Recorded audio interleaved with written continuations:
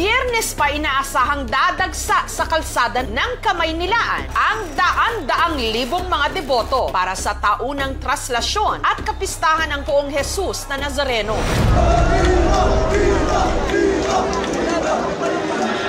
Pero ang ilang mananampalataya na may iniindang mga sakit sa lalaking ito lumalapit. Magtiwala ka lang sa sarili mo. Ikaw ay aking tutulungan. Nakapagpapagaling daw kasi siya ng anumang karamdaman. Sa tuwing di umano, sinasapian siya ng Poong Nazareno. Yung candy ka? Sasaya ko. Ang tulad. Dito ka gagaling. Ako sa namin. Edobia Pili Spiritus. Matan mo yan. Aray, dito. Wala man siyang kahit na anong aparato, pero kaya niya raw tukuyin kung ano ang iniindang karamdaman ng isang tao. Palakas ang kumukulam sa'yo papunta na sa bahay. Nakakapaghimala nga ba ang manggagamot na ito sa tulong ng Poong Jesus Nazareno? Ingatan mo ang lakit sa amin. Humayo ka na tagay ang aking bendisyon. Ang manggagamot sa video, si Angelito o kung tawagin ang kanyang mga pasyente, Apolito. Ayon sa ilang mga nakausap naming deboto, tuwing Biyernes di umano, sinasapian ng Poong Nazareno si Apolito. Kaya nitong Biyernes, sinadya siya ng aming team sa kanyang pagamutan dito sa Magalang, Pampanga. Alas 9 ng umaga pa nagsisimulang manggamot si Apolito. Pero ilang oras pa bago ang gamutan, unti-unti nang dumagsa ang kanyang mga pasyente. Hanggang lumabas na ang aming pakay. Si Apolito na nakasuot ng maroon na sutana na katulad ng damit ng mahal na poon. Sinabi po ng Poong Jesus Nazareno na ang maroon ang siyang isusuot ko tuwing ako'y manggagamot po. Bago nang gagamot, ang mga kasamahan niya, nagdasal muna ng rosaryo. Ginoong Jesucristo, Diyos ang pangtaong tutu, makirapat matimbos ka ko. Pero sa kalagitnaan ng kanilang pagdarasal, bigla itong natumba. Graciagin Diyos ang tiyuketa. Ang mga kasama ni Apolito, sinubukan siyang itayo. Baluktutin mo muna ang binti ko, Peregrine. Pero nahirapan ang mga ito. Nagpaapak din si Apolito sa kanyang mga kasamahan.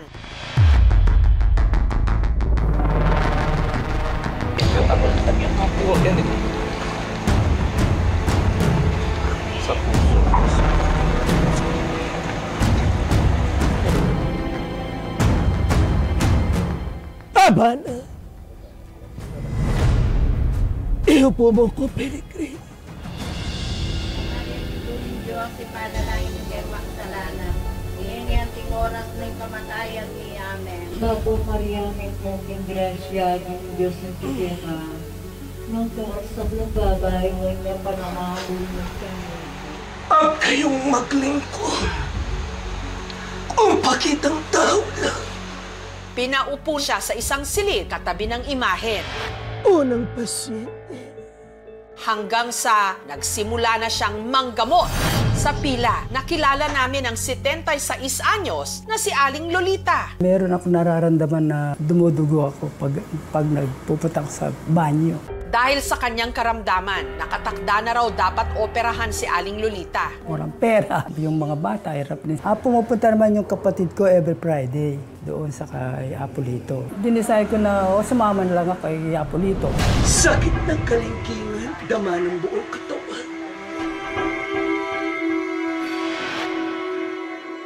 Parang gumagaling ako. Yung katawan ko, magaan. Maraming possibility yung pagdumi ng dugo. What if almoranas lang kung fresh blood? Kung maitim na dugo talaga, pwedeng polyp, maganda magpatingin pa rin sila sa specialista. Pati mga malulubhang sakit, di umano, kaya niya raw pagalingin. Ang matandang lalaking ito na paralisado matapos hilutin at dasalan, biglang nakatayo.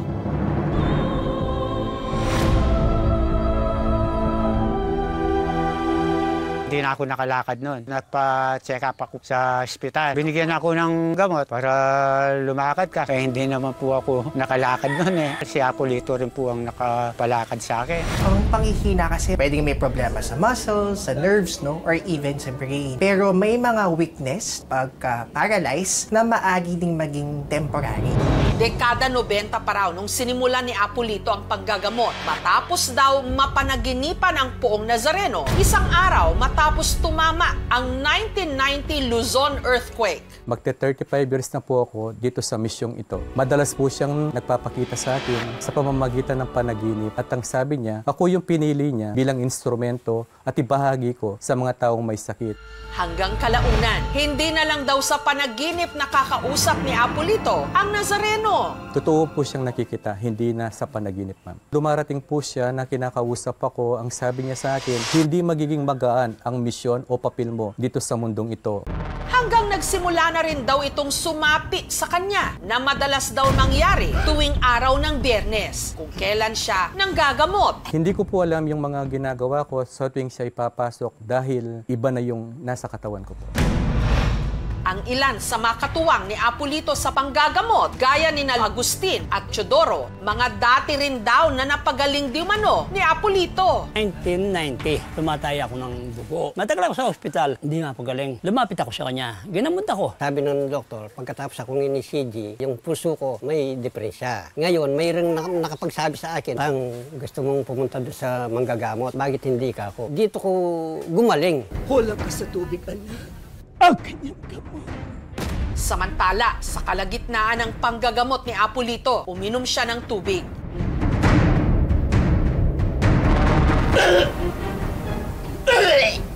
Hanggang nagsimula siyang magdududuwal. Hanggang sa ang kanyang bibig, bigla na lang nagluwa ng maliliit na bato.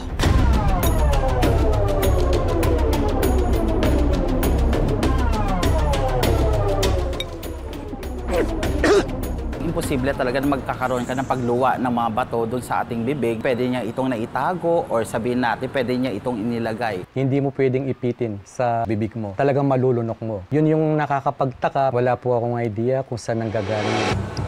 Ang mga bato na pinaniniwalaan niyang swerte, pinamigay niya sa kanyang mga pasyente. Ingatan mo ang Lucky Charm. Humayo ka na tagay ang aking dentistry. Kasi syempre kung may sipon o born, mga virus at na may ibigay ito dun sa isang pasyente, pwede talaga itong makahawa. Isa pa sa matyagang pumila para magpagamot kay Apolito, si Leticia. Parang nanghihina ako, nanlalambot, ganyan kasi baka uric acid at saka cholesterol. Mataas ang cholesterol mo. Mataas ang uric acid mo. Ang kanyang katawan, hinilot at dinasalan ni Apolito. I beg, pardon, for those do not believe. Sagrada Puso.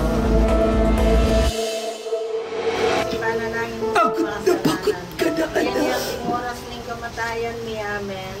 Kulang na lang. At ipituka mo ay ilabas mo. Talagang totoo yung sinabi niya sa akin, kaya ako napaiyak. Sa kalagitnaan ng gamutan, ang nakapikit na si Apolito, may mga isinambit na mga salita. Dahon ng guyabano at dahon ng avocado. 10 days na itong iinumin. Bagay na isinulat naman ng kanyang mga kasamahan. Ito raw ang nagsisilbi niya, reseta. Parang kahit hindi ko pa ginawa, parang gumaan na yung pakiramdam ko. Siguro dahil talagang totoo yung pananalig ko sa kanya. Kung mataas ang cholesterol, syempre mataas yung BP. Pag mga ganito, kailangan talaga mag-take na medication. Isa pang paraan ni Apolito para di umano malaman ang karamdaman ng kanyang mga pasyente ang sarili niyang konsepto ng pagtatawas. Nagsindi ng kandila. Sa 3 basong tubig, nagbasag siya ng 3 ring itlog. Nagsisilbi raw itong parang x-ray na nakakatukoy daw kung anong iniinda ng mga taong lumalapit sa kanya. Yung mga ligaments po niya, yung problema niya. Tapos kalahating katawan, patay. Bawat pasyenteng magpapatawas, sinisingil niya ng 150 pesos. Yun lang po yung binabayaran nila, tapos libre na po lahat yun. May stroke po ako ng 2 beses noong taon ng 2024. Naghahanap kami ng manghihilot. Sabi niya po marami po na pumipila dito. Yung hilot lang po medyo masakit. Dahil hindi na po gumagana itong kabilang kamay. Ang stroke ay isang pinsala sa utak na maaaring maulit kung solely ang faith healing makakapaggamot. Ang sagot dito ay hindi. Sakit ng kalingkingan, dama ng buong katawan. Pero hindi raw lahat kumbinsido sa kanyang di umano mga patotoo. Naniniwala ako sa Diyos, pero yung ganyan, hindi, kalokohan. Lights, camera, action, best actor katungkyang kalokohan.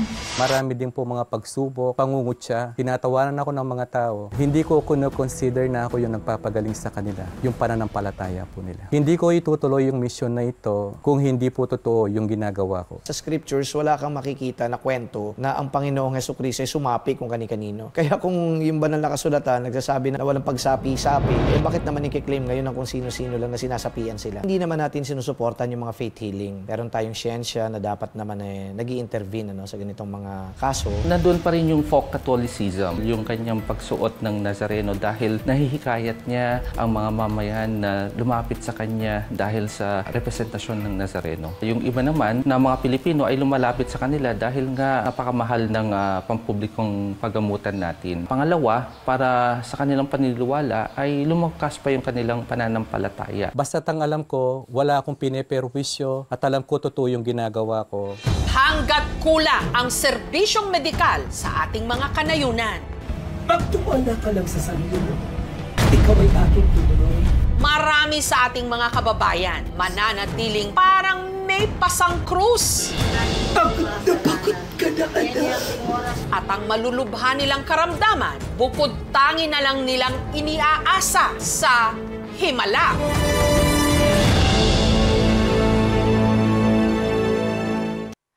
Thank you for watching, mga kapuso. Kung nagustuhan niyo po ang videong ito, subscribe na sa GMA Public Affairs YouTube channel.